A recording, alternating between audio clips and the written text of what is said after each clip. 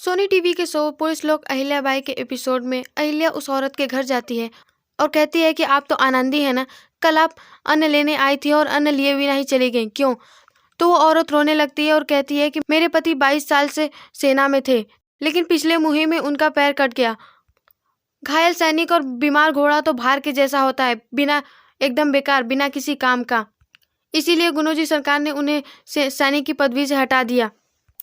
और जब तनख्वाह की बात आई तो गुनोजी ने कहा कि जब तक काम करते थे तब तक सैलरी मिलती थी, अब क्या मल्हार सरकार अपने खजाने से तनख्वाह निकाल कर दे क्या? कर वो औरत रोने लगती है और कहती है कि जो कुछ जमा पूंजी रखी थी मैंने धीरे धीरे काट काट कर चलाया, लेकिन अब खाने पीने के लिए कुछ नहीं है। कल बच्चों को भूख से तड़पते देखा तो चली गई दान लेने के लिए, लेकिन फिर मुझे इनका ख्याल आया, हम गरीब जरूर हैं पर भिखारी नहीं। मेरे पति सेना में थे और शान से जीते थे, आज भी दान का अन्न लेने की बजाय शान से मरना पसंद करेंगे, इसीलिए मैं अपनी बारी आने से पहले ही चली आई। तो अहिल्या कहती है कि आप लोगों ने दरबार आकर मल्हार सरकार से ये बात करने की कोशिश क्यों नहीं की? मल्हार सरकार तो प्रजा को उच्च दर्जे पे रखती है, उन्हें अपना दाता मानती है। मल्हार सरकार किसान और सैनिकों को सबसे सर्वोच्च दर्जा प्रदान करती है, और आप तो उनके सैनिक हैं, उनके सेवक, तो फिर आप लोगों ने आने की कोशिश क्यों नहीं की? तो आनंदी और उसका पति दोनों चुप हो जाते हैं। तो अहिल्या कहती है कि लगता है आप लोग कुछ छुपा रहे हैं, बताइए क्या बात है? आप लोगों को कोई भी संकोच करने की जरूरत नहीं है या फिर किसी से भी डरने की जरूरत नहीं है, मैं आप लोगों के साथ हूँ, बताइए क्या बात है? फ्लैशबैक का सीन आता है जहाँ वो औरत गुनोजी से कहती है, घर में खाने पीने को कुछ नहीं है सरकार, तक मेरे पति अपने पद पर थे तब तक तनख्वाह मिलती थी और हमारा गुजारा होता था। तो गुनोजी कहते हैं कि अब वो अपने पद पर नहीं है, अब वो काम नहीं करता है, तो किस बात का तनख्वाह दें? तो वो औरत कहती है कि यही बात तो कहना चाहती हूँ सरकार, अब खाने पीने के लिए कुछ नहीं है, हमारे पास आमदनी का कोई साधन नहीं है, अगर कुछ मदद हो जाती तो। गुनोजी कहते हैं तो क्या हम खजाने में से निकाल कर तुम्हें तनख्वाह दें?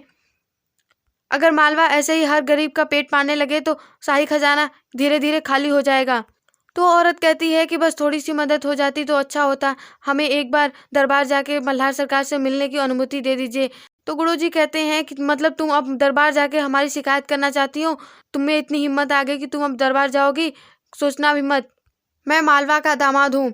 मैंने कहा मतलब राजा साहब ने कह दिया, आगे से दरबार जाने की कोशिश भी मत करना और ऐसा सोचना भी मत। अगर तुमने ऐसा किया तो तुम्हारा और तुम्हारे परिवार का जीना मुश्किल हो जाएगा, तुम्हारे सिर पे छत भी नहीं रहेगा। ये सुनकर आनंदी बहुत डर जाती है। फिर प्रेजेंट का सीन दिखाया जाता है जहाँ वो कहती है कि हम गुनोजी से दुश्मनी मोल लेकर नहीं रह सकते, अगर हमने ऐसा किया तो हमारे सिर पर ये छत भी नहीं रहेगी। तो अहिल्या कहती है कि मैं मल्हार सरकार से बात करूंगी, वो आपकी मदद जरूर करेंगे, वो आपकी बात जरूर सुनेंगे, प्रजा उनके लिए बहुत अहमियत रखती है। तो औरत कहती है कि वो उनके दामाद हैं, तो क्या वो अपने संबंध को अपने रिश्तेदारों से ऊपर रखेंगे? इतने पे वो आदमी रोने लगता है। तो अहिल्या जाकर उन्हें दिलासा देती है और कहती है कि आपको रोने की जरूरत नहीं है, आप शांत रहिए। फिर वो आदमी कहता है कि आप कितनी अच्छी हैं रानी साहिबा, विधवा विवाह को लेकर हमने आपको कितना कुछ कहा, हम आपके खिलाफ थे, लेकिन हाँ, जब हमारी बारी आई तो सब पता चल गया, और आप देखिए हमारे साथ देने आए हैं। घाव पर मरहम लगाने से कोई छोटा या बड़ा नहीं हो जाता, और आप हमारे घाव पर मरहम लगाने आई हैं। तो अहिल्या कहती है कि आपको रोने की जरूरत नहीं है, बस आगे से आप याद रखिएगा कि आपकी एक बहन भी है जिसके पास आप कोई भी समस्या कभी भी लेकर आ सकते हैं।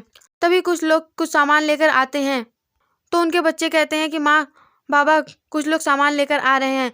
तो वो लोग कहते हैं कि ये क्या रानी साहिबा, इसका मतलब तो यही हुआ कि हमें भीख दी जा रही है। तो अहिल्या कहती है कि नहीं, ये भीख नहीं है, आप लोगों ने नहीं सोचा कि ये लोग सामान इतनी देरी से क्यों लेकर आ रहे हैं? ये इसलिए क्योंकि ये सामान बाड़े से नहीं बल्कि मंडी से ला रहे हैं। ये सामान मैंने उस धन से मंगाया है जो मुझे खर्च करने के लिए दिए जाते हैं।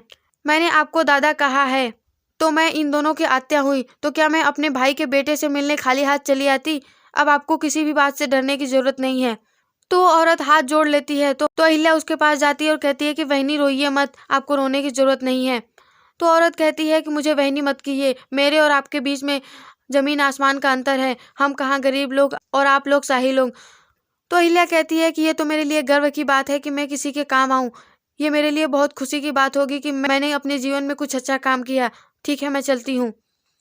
अहिल्या बाहर आती है तो देखती है कि कुछ लोग बाहर खड़े बातें सुन रहे होते हैं, नजरअंदाज करके चली जाती है। तो उन लोगों में से एक आदमी कहता है, विधवा विवाह के बाद ये यहाँ क्या करने आई है? हम लोगों ने तो तय किया था कि हम छोटी रानी साहिबा से कोई संबंध नहीं रखेंगे, फिर ये यहाँ क्या कर रही है? दूसरा आदमी कहता है कि बात बहुत आगे बढ़ रही है, अब हमें कुछ करना पड़ेगा। इधर महल में गौतमा बाई द्वारका बाई के साथ गुस्से में आती हैं और तुकोजी को देखकर उन्हें कहती हैं कि तुकोजी यहाँ आइए, हमें आपसे कुछ बात करनी है। फिर तुकोजी कहते हैं कि हाँ बोलिए बड़ी रानी साहिबा। तो गौतमा बाई कहती हैं कि आप जानते हैं अहिल्या कहाँ है। तुकोजी कुछ नहीं बोल पाते और कहते हैं कि वो मुझे गौतमा बाई कहती हैं कि आपको बहाना बनाने की जरूरत नहीं है, हमें पता है, हमने माँ से सब सुन चुके हैं कि अहिल्या ने आपसे कुछ पूछा, आपने उसे बताया और तुरंत चली गई। बताइए अहिल्या कहाँ है। तुकोजी कहते हैं कि ऐसी बात नहीं है। तभी अहिल्या आ जाती है। फिर गौतमा बाई तुकोजी को कहती हैं कि आप दरबार जाइए, आपको देरी हो रही होगी। तो अहिल्या रोक कर कहती है कि रुकिए, मुझे भी आपके साथ चलना है। फिर गौतमा बाई कहती हैं कि नहीं आप जाइए। तो तुकोजी चले जाते हैं। फिर गौतमा बाई कहती हैं तुम कहाँ गई थी, हमसे पूछे बिना तुम महल छोड़कर चली गई। तो अहिल्या कहती है कि मुझे दरबार जाना है, मुझे कुछ काम है, इसका आज होना जरूरी है। तो गौतमा बाई कहती हैं कि कितना भी जरूरी काम क्यों ना हो, हम तुम्हें दरबार जाने नहीं देंगे।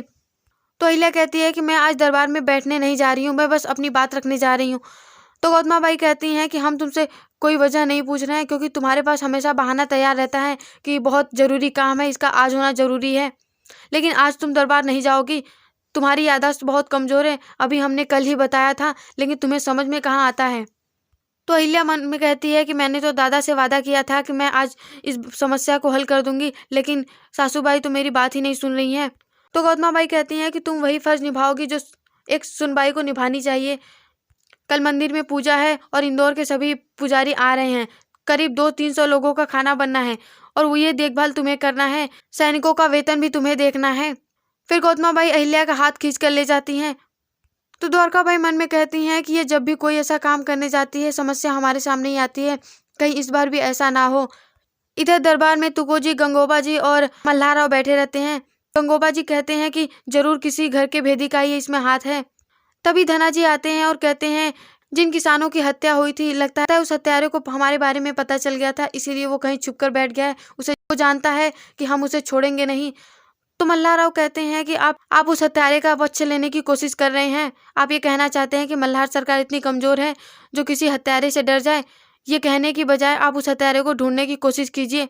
यहीं पे आज का एपिसोड खत्म हो जाता है। अगर आपको हमारा वीडियो पसंद आया तो लाइक शेयर और कमेंट जरूर कीजिए। हमारे चैनल को सब्सक्राइब करके घंटी का बटन जरूर दबाइए ताकि आने वाली हर वीडियो आप तक पहुंच सके।